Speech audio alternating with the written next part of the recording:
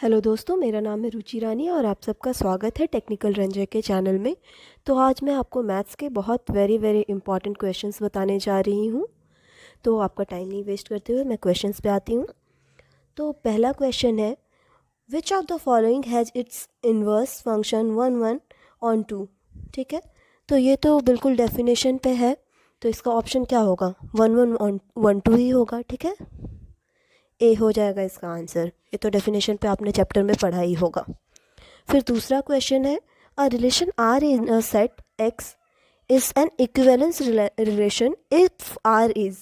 तो यहाँ पे क्या बोल रहा है कि आर कब इक्विवेलेंस रिलेशन होगा? तो ये भी डेफिनेशन में है, जब वो रिफ्लेक्सिव भी होगा, सिमेट्रिक होगा, ट्रांजिटिव होगा। तो मतलब कि ऑल ऑफ द एबव। तो फिर नेक्स्ट क्वेश्चन क्या है, the number of all 1 1 functions from set A B C D, जिसमें A B C D element है, टू इट्स सेल्फ इज़। तो मतलब कि इसमें 4 एलिमेंट है, तो 4 का फैक्टोरियल क्या हो जाएगा? 4 का फैक्टोरियल हो जाएगा 4 इंटू 3 इंटू 2, तो 12 इंटू 2 24। ठीक है, इसका आंसर हो जाएगा 24। उसके बाद का जो क्वेश्चन है, इफ़ -π/2 से लेकर π/2 तक है x का वैल्यू, तो tan इनवर्स x क्या होगा? तो देखिए, ये बहुत सिंपल क्वेश्चन है, ये मैं आपके लिए छोड़ रही हूँ। ठीक है, तो आप कमेंट सेक्शन में बताइएगा कि इसका आंसर क्या होगा। तो अब आ जाते हैं फिफ्थ क्वेश्चन पे। तो फिफ्थ क्वेश्चन क्या है, sine inverse x plus cos inverse x क्या होगा? तो इसको क्या करेंगे हम लोग कि साइन इनवर्स x को हम लोग थीटा मान लेंगे। ठीक है, जो साइन इनवर्स x है, अगर उसको हम लोग थीटा मान लेंगे तो क्या हो जाएगा कि x हो जाएगा साइन थीटा। उसके बाद हम लोग को पता है कि साइन थीटा क्या होता है? Cos pi minus theta. तो इक्वेशन क्या आ जाएगा? Theta plus π/2 minus theta.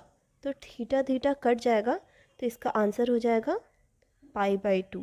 ठीक है, तो इसका आंसर क्या है? π/2, सी हो जाएगा इसका ऑप्शन। उसके बाद है कि tan inverse x plus tan inverse y का वैल्यू क्या होगा? ये तो डायरेक्ट फॉर्मूला है।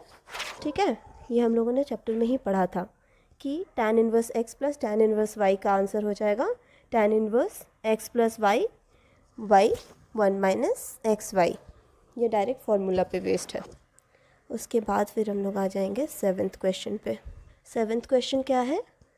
तो सेवन्थ क्वेश्चन है कि 2 tan इनवर्स x क्या होगा? तो ये पिछले ही क्वेश्चन जैसा है, बस यहाँ पे क्या किया है देखिए। यहाँ जो पिछला क्वेश्चन था, इसमें tan इनवर्स x और प्लस tan इनवर्स y था, और अगर यहाँ पे y का वैल्यू x हो जाएगा तो फिर वो क्या हो जाएगा? 2 tan इनवर्स x। इसका डायरेक्ट आंसर हम लोग का हो जाएगा फिर क्या? 2 tan इनवर्स x है ना, तो यहाँ पे आ जाएगा बी ऑप्शन। ठीक है, ये डायरेक्ट आंसर हो जाएगा इसका। ये भी फार्मूला पे है, ये पिछले वाले से भी ज़्यादा इजी है।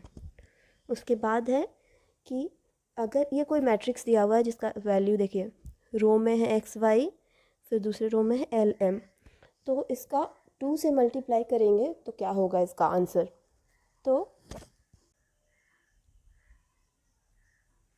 तो यहाँ पे 2 से मल्टीप्लाई करेंगे तो क्या होगा? तो मल्टीप्लाई करने पे क्या होता है कि सारे एलिमेंट में 2 मल्टीप्लाई होता है। ऐसा नहीं ये ऑप्शन में दिया हुआ है कि 2x 2y हो गया और एल एम में मल्टीप्लाई हुआ ही नहीं, सब में मल्टीप्लाई होगा। तो इसका क्या हो जाएगा? सी हो जाएगा इसका आंसर। ठीक है, सब में मल्टीप्लाई होता है, बाहर से जाता है तो कॉमन भी लेते हैं तो सब में लेते हैं, मल्टीप्लाई भी करते हैं तो सब में होता है। उसके बाद है नाइन्थ क्वेश्चन। इसमें देखिए, उसमें पिछले बार में वैल्यू नहीं दिया हुआ था, एक्स वाई एल एम करके दिया हुआ था, लेकिन इसमें वैल्यू दिया हुआ है। तो 5 को मल्टीप्लाई करेंगे सबसे तो क्या हो जाएगा? 5 इंटू 2 हो जाता है 10, 5 इंटू 3 होता है 15, 5 इंटू 3 फिर से 15, और 5 इंटू 4 हो जाता है 20। तो क्या हो जाएगा इसका आंसर? इसका हो जाएगा 10, ये वाला डी हो जाएगा इसका आंसर। ठीक है, फिर अगला क्वेश्चन में है क्या? ट्रांसपोज निकालना है इसका। ए दिया हुआ है, इसका ट्रांसपोज तो निकालने आपको आता ही होगा, ये तो बहुत सिंपल है। रो कॉलम हो जाता है, कॉलम रो हो जाता है, तो ये 5 - 5 जो पहला रो वाला वो पहला कॉलम हो जाएगा, और फिर ये दूसरा रो दूसरा कॉलम हो जाएगा। ठीक है, अब यहाँ पे इसका डिटर्मिनेंट निकालना है 11th क्वेश्चन में। तो 11th क्वेश्चन में क्या है, 1 इंटू 1 माइनस 0 इंटू 0 क्या हो जाएगा, 1 होगा। ये तो बहुत सिंपल है, ये तो बच्चा भी बता देगा। फिर क्या करना है कि ये 12th क्वेश्चन है कि 2 मैट्रिक्स दिया हुआ है और ऐड करना है उसको। तो जानते हैं कि पहला जो एलिमेंट होगा वो पहले से ऐड होगा, दूसरा दूसरे से ऐड होगा, ऐसे कर कर के होता है। तो a प्लस पी हो जाएगा, b plus Q, c plus R, d plus S. ठीक है, तो इसका ऑप्शन हो जाएगा b। उसके बाद ये क्वेश्चन है कि for a non invertible matrix A.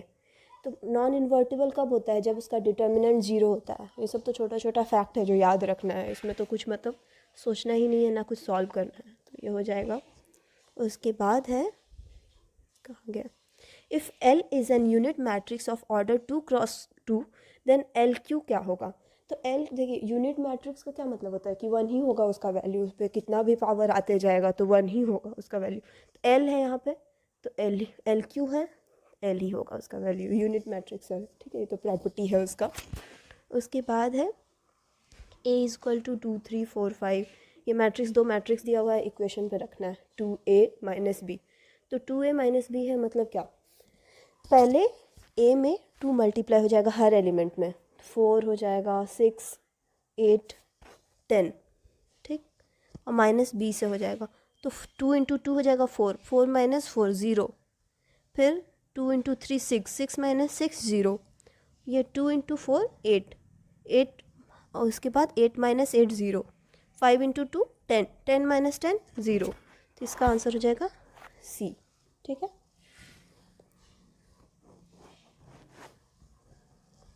इसके बाद अब आ गया 16th क्वेश्चन।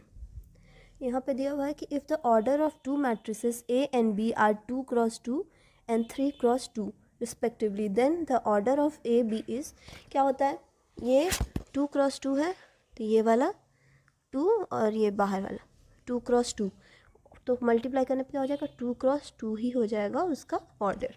ठीक है, इसके बाद 17th नंबर क्या है कि 10x का डिफ्रेंशिएशन करेंगे, डेरिवेटिव क्या निकलेगा। तो ये तो फार्मूला है सिंपल, सेक स्क्वायर एक्स होता है ये इसका। ठीक है, इसके बाद आ गया 18th क्वेश्चन कि साइन क्यू एक्स का जब हम लोग डेरिवेशन निकालेंगे तो क्या आएगा। तो ये तो आप लोग चैप्टर में पढ़े ही हैं, डिफ्रेंशिएशन चैप्टर में, कि इसका हो जाता है चेन रूल से हम लोग निकालेंगे। तो साइन क्यू एक्स, तो पहले क्या हो जाएगा, साइन क्यू एक्स हो जाएगा 3 sine square x differentiation sine x by D x. तो मतलब कि sine x by D x का कॉस एक्स होता है, तो इसका ये आंसर हो जाएगा। ठीक है, फिर 19th क्वेश्चन है कि D by D x 3 sine square x plus cos square x. तो हम लोग जानते हैं कि sine square x plus cos square x क्या होता है, इक्वल टू 1 होता है। ठीक है, ये तो फार्मूला है। तो 1 3 इंटू 1 बच गया, तो मतलब बस 3 बच गया। तो फिर 19th क्वेश्चन है ना, तो 3 बच गया। तो जानते हैं कि कांस्टेंट वैल्यू का क्या होता है, 0 हो जाता है, तो उसका आंसर सी हो जाएगा।